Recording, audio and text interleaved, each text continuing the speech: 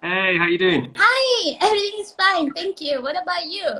Not too bad, not too bad. I actually started a little bit early, Right. so everyone's in now. So I think we just get started. But first of all, my name's Ollie. Nice to meet you via a video call. Nice to meet Apologies, you. as we all know, it's extremely hot, uh, so I'm trying to keep cool. Cool. I've actually got a few kind of notes and questions written down here, but you've already seen that. So, I don't know. Should we just get started? Should we find out a little bit more about you? Obviously, I know all of this, but what do you currently do, and where do you currently work? All right, I'm Cristiana Covone. I am an FX artist, and I'm currently working in Stuttgart, Germany, for Pixomondo, which is a global company who has offices all around the world, like America, China, Germany, and so on. And it's also well known for working on so many nice projects and awesome projects like Game of Thrones, Mandalorian, Star Trek, and so on. Awesome, fantastic. So, obviously, you're an escapee as well. Yeah. So you've studied with us beforehand. In fact, let me just put my phone down just so I'm not making everyone busy. That's better, isn't it? So, what did you study at Escape? Yeah, so I studied the introduction to Houdini course taught by Mark Spevich, and this was about 2 years ago, if I'm not wrong. Yep. And that was quite a short course, but it was brief, but it was so intense, like it was super rich of technical contents.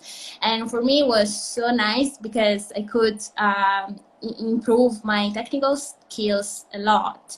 And when I joined the course, I was currently working already. And I was working in London, of course, as an effects artist for Jellyfish Pictures.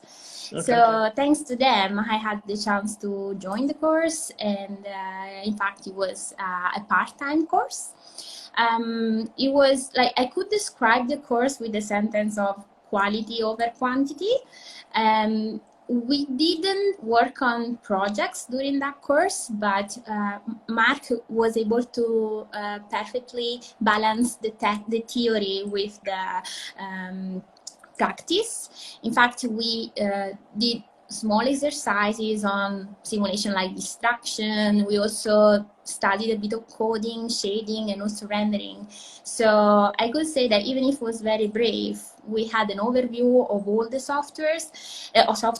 As you may know, Houdini is maybe the best choice for effects, simulation, these kind of things.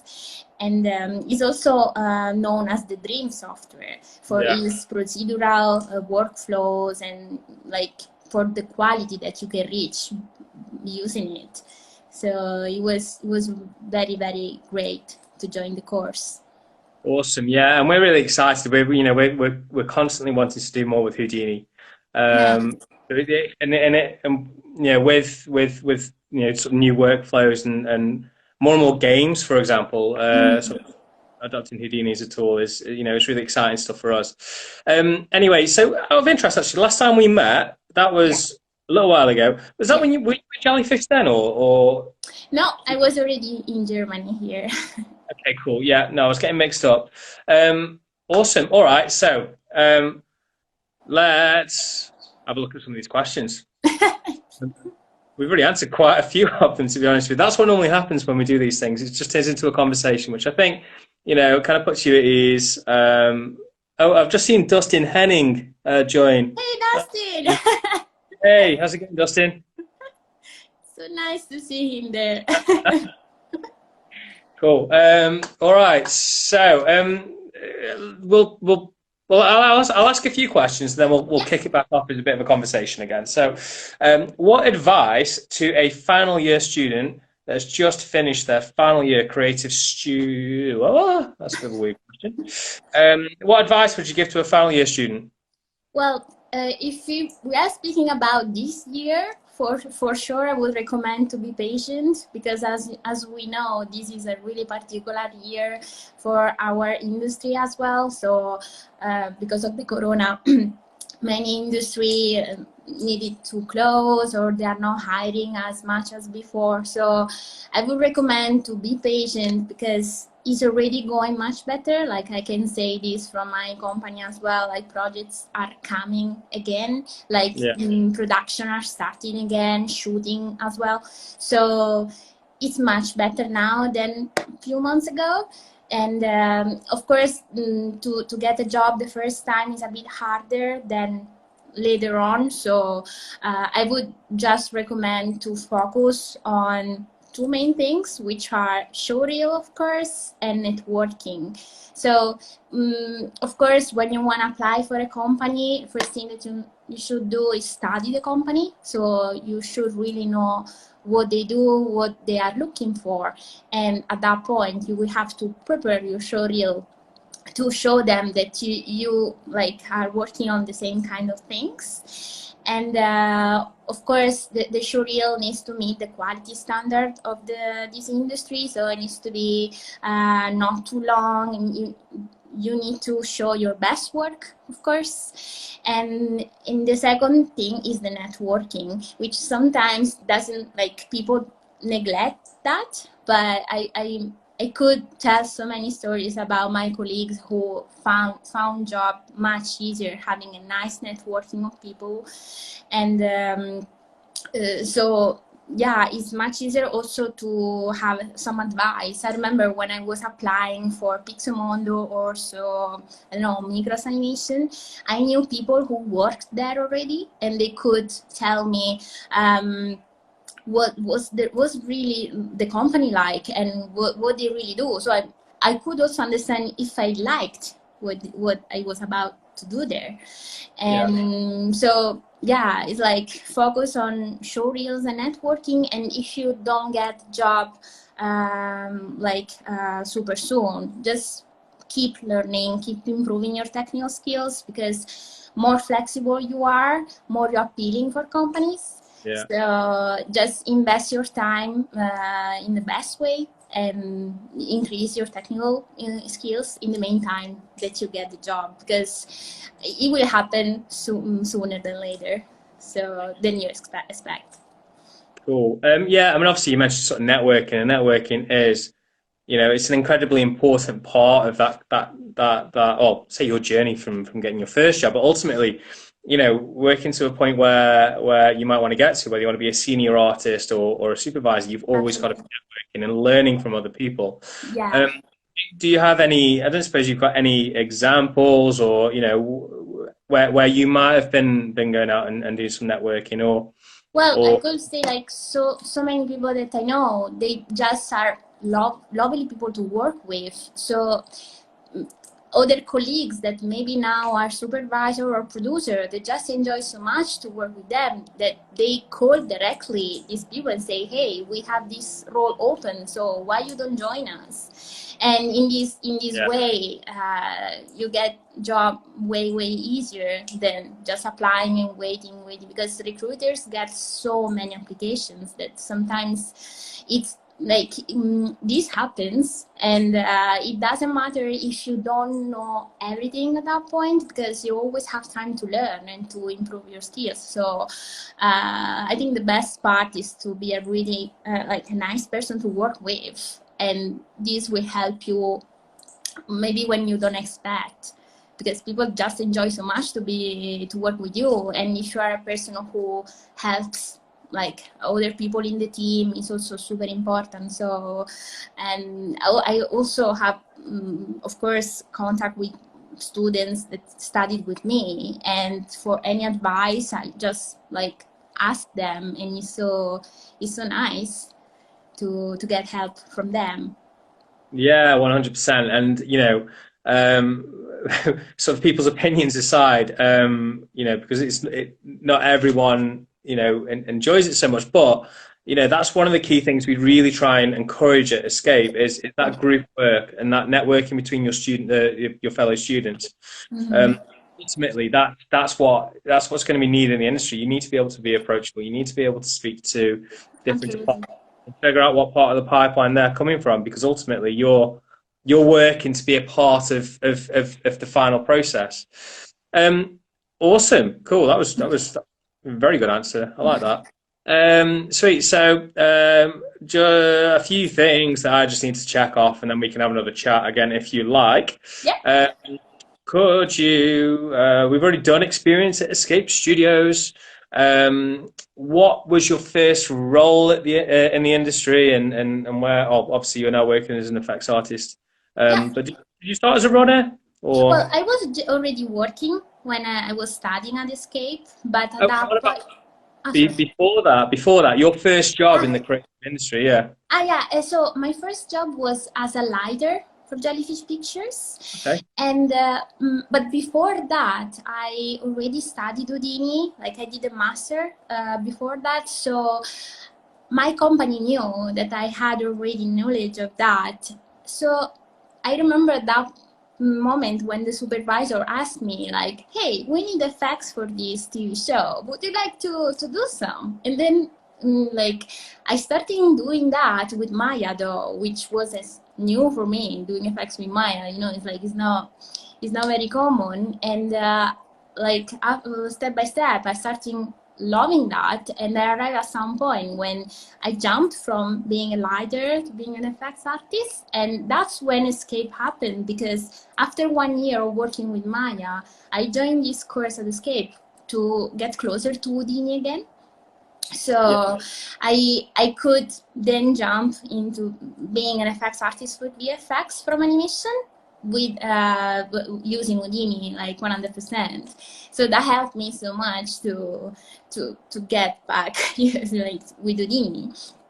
And yeah, so after that, I worked for both VFX and animation projects until at some point, well, I was working more for animation and I wanted to have a new experience. So I applied here for Pixomondo, where we work mainly for movies and TV shows, the VFX projects. So I wanted to have this new experience, and I moved to Germany to have like this new this new path. Is everything new, because when I was working at Jellyfish, at that time the effects department was quite small, and for me was amazing because I could have more responsibilities, more tasks, and also more problems to solve by my own.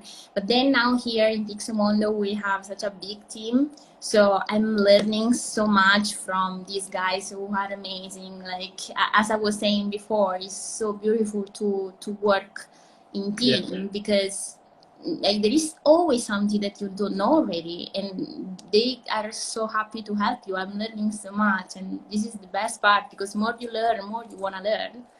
So it's such an amazing experience. Also, like with this remote working situation, it's still possible. So we kept going anyway.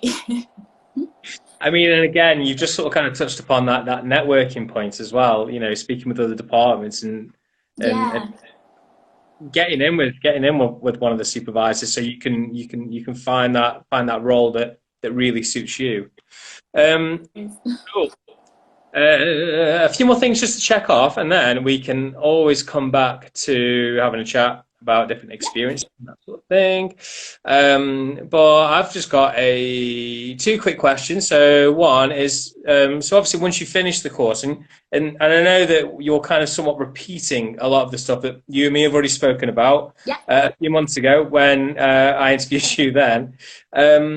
But you know, the Alumni Association. So you know, how have they sort of kind of engaged with you, and are they?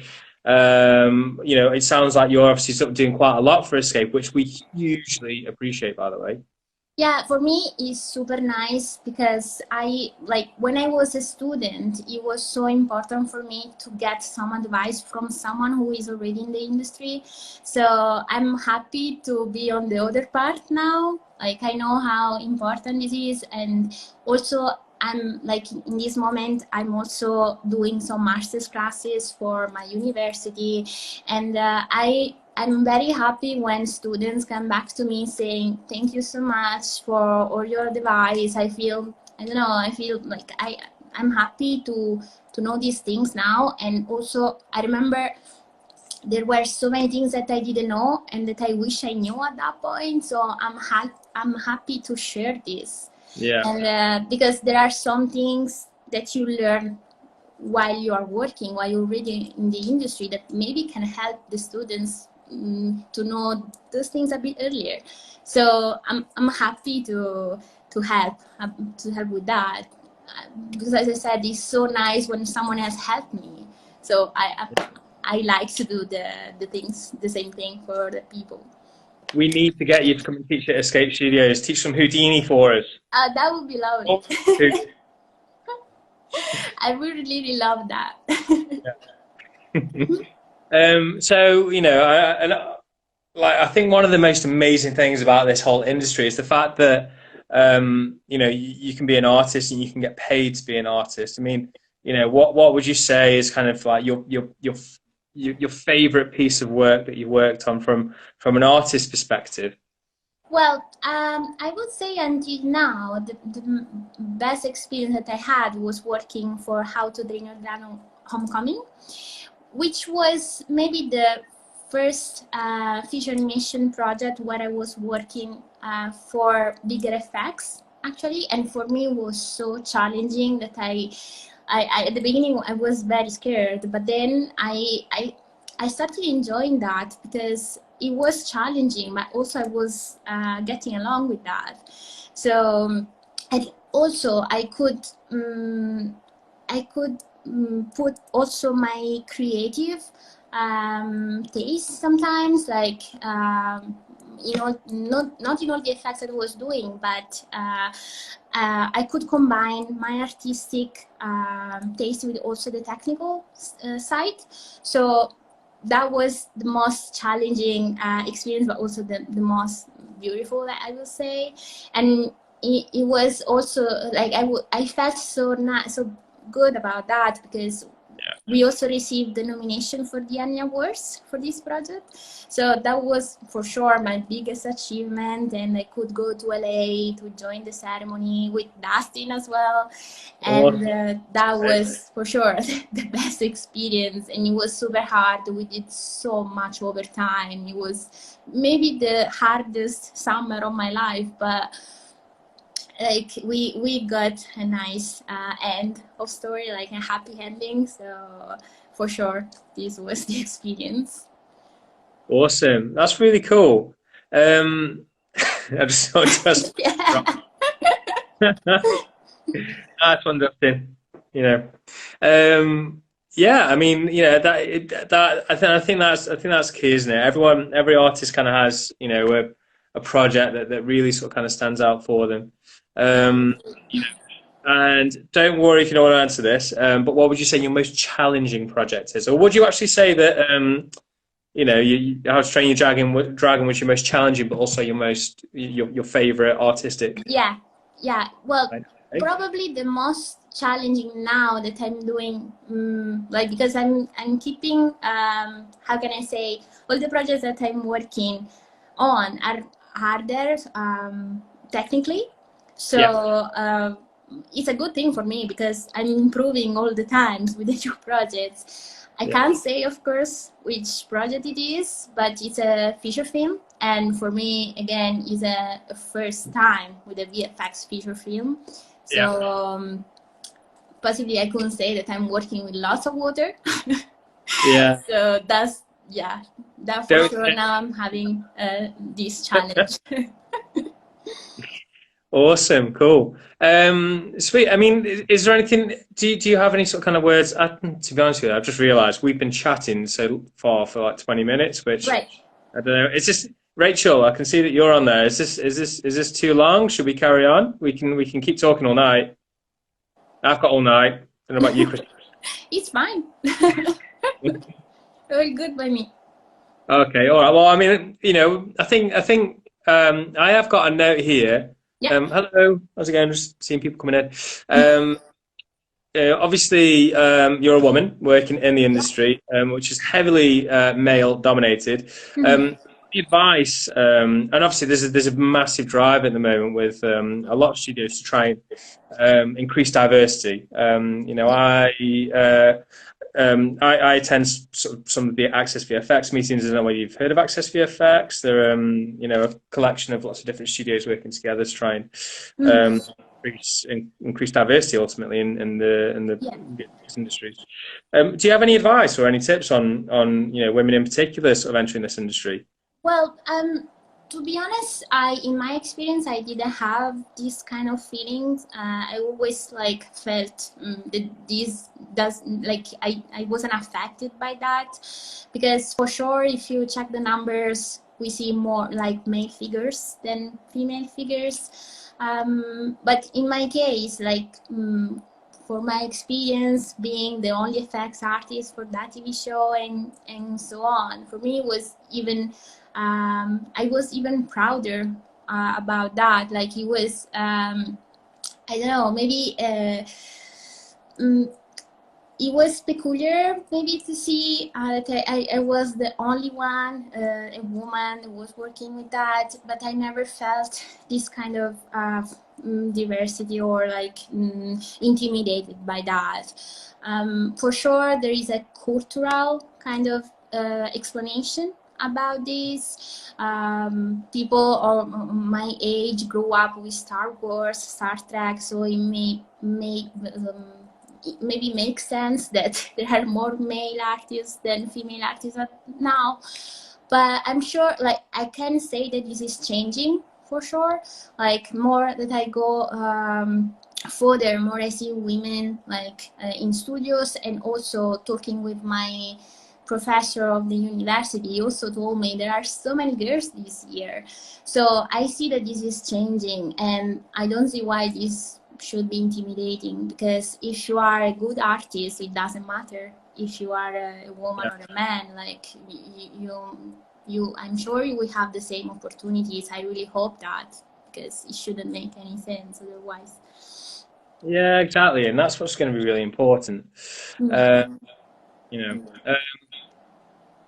there's a few. I just spotted a question actually come in from one. Looks like a prospective student.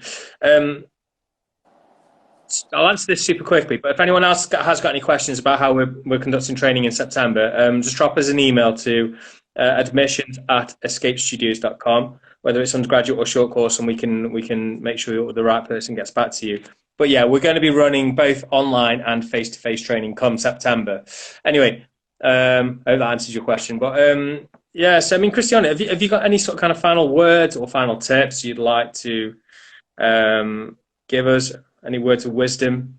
Well, I would just say, as I said, don't get even intimidated by this bad moment. Is gonna go at some point. So just be focused on, like, everyone should be focused on what they like, and if you are really if you really love what you do, and if you want to reach that goal of being a compositor, supervisor, effects artist, just keep going, learn as much as possible, and the chance will arrive for sure, because this will pass and you cannot control luck in this time or timing. So just focus on your skill and don't stop.